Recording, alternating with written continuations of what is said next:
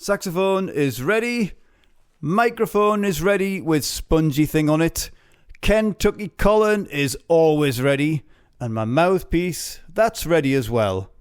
So this alto is the Jupiter 769-767, or as I like to call it, the Jupiter 769-767.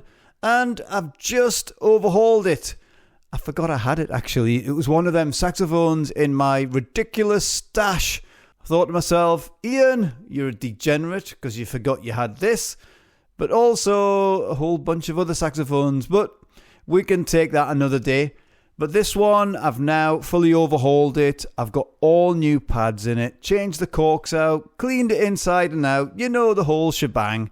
Because when I first got it, it wasn't a fully functioning saxophone. It was a horrible little thing. And now it's a very pretty cleaned up little baby and it's ready to play. So these Jupiters were made in China and you've got them made in Taiwan. And this is probably from the 1990s or maybe even early 2000s. And it's in pretty good all-round shape. Now looking at the features, you'll see that it has a high F sharp key there. It also has that weird bobbly extended bit on the low C. For hands like this, which are like goalkeeper's hands, that's pretty handy. That wasn't meant to be a pun, it just came out really wrong. But anyway, it is pretty useful. Have a look at that body to bell brace. For my eyes, it looks like one of them religious things. Was it them Christian fishes? I don't know what they are. I'm not a religious guy. But one of them fish things. You know, the ones that you see on the back of cars. And the pinky cluster, you know, for this little friend here. That is very comfortable. I like that black pearl touch. Plastic touch. And the low B flat is nicely scooped, so it holds your little pinky in place.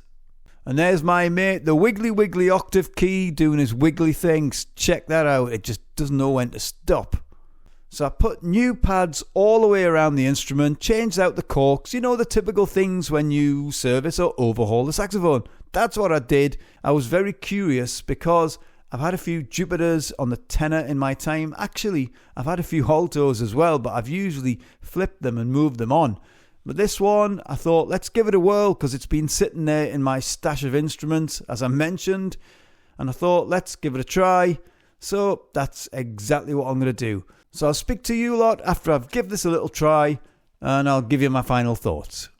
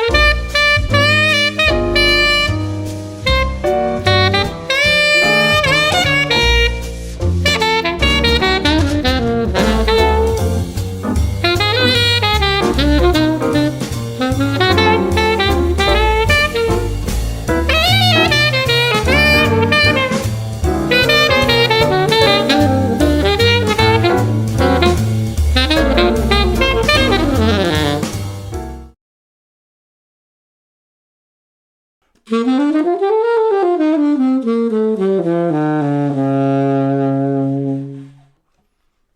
just felt like doing that again because I like the low end of this.